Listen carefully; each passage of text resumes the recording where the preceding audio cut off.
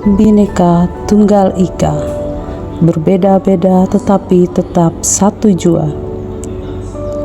Indonesia adalah negeri yang dilukis dengan warna-warni perbedaan, negeri yang tidak dibangun dari satu suku, satu bahasa, atau satu budaya, tetapi justru tumbuh dan kuat dari ribuan perbedaan yang menyatu dalam satu cita-cita: Indonesia merdeka, Indonesia berdaulat.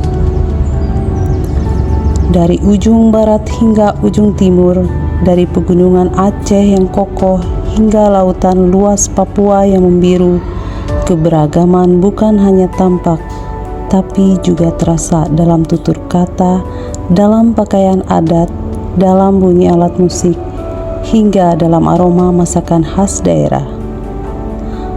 Ratusan suku bangsa hidup berdampingan dengan ratusan bahasa daerah, adat istiadat, dan keyakinan yang berbeda-beda. Namun semuanya hidup dalam satu rumah besar, tanah air Indonesia.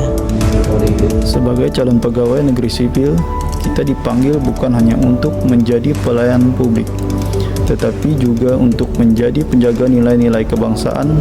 Kita bukan sekadar pekerja birokrasi, melainkan abdi negara yang harus memahami betul bahwa Indonesia yang kita layani adalah Indonesia yang majemuk. Bekerja di tengah masyarakat yang beragam, berdampingan dengan berbagai suku di dalamnya, berbeda cara pandang, bahkan berbeda cara hidup. Tetapi perbedaan itu bukanlah ancaman. Ia adalah kekayaan yang perlu dirayakan, bukan dijadikan alasan untuk curiga dan berjarak. Keberagaman bukan hanya harus dihargai, tetapi harus dijaga.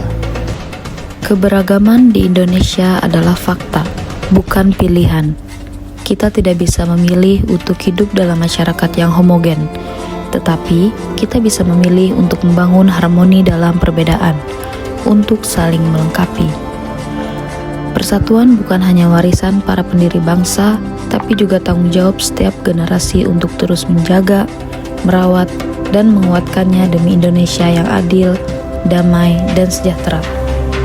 Mari kita buktikan meskipun berbeda latar belakang, bahasa, dan keyakinan, kita tetap bisa melangkah seirama, bergotong royong, membangun Indonesia yang kuat, bermartabat, dan penuh harapan.